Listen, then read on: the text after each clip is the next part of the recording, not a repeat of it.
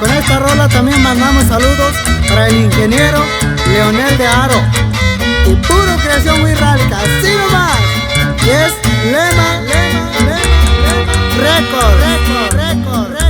Haber nacido en el rancho no me molesta ni afecta. Paso con la frente en alto, siendo bien analfabeta, porque me crié entre los narcos, las amas y camionetas. Mi padre es un campesino, mi madre es ama de casa.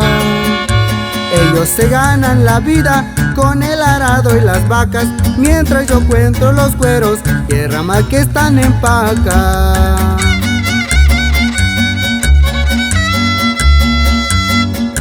Yo por eso no me agüito de ser un pobre ranchero, de usar guarache de cuero, mezclilla, manta y sombrero. No sé ni escribir mi nombre, pero sí contar dinero. Y aunque no fui en la escuela, en mi examen fue el primero.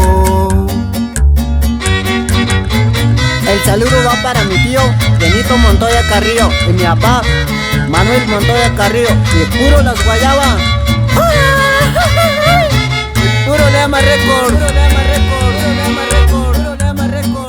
En esta vida que llevo ando arriesgando el pellejo.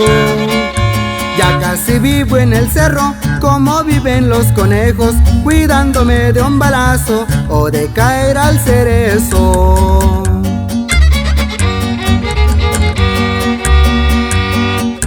Cuando regreso a mi rancho me gusta jalar la banda,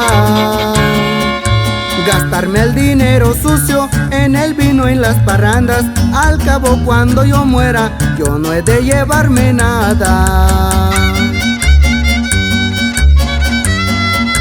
Yo por eso no me agüito de ser un pobre ranchero, de usar guarache de cuero, mezclilla, manta y sombrero. No sin escribir mi nombre, pero sí contar dinero. Y aunque no fue en la escuela, en mi examen fue el primero.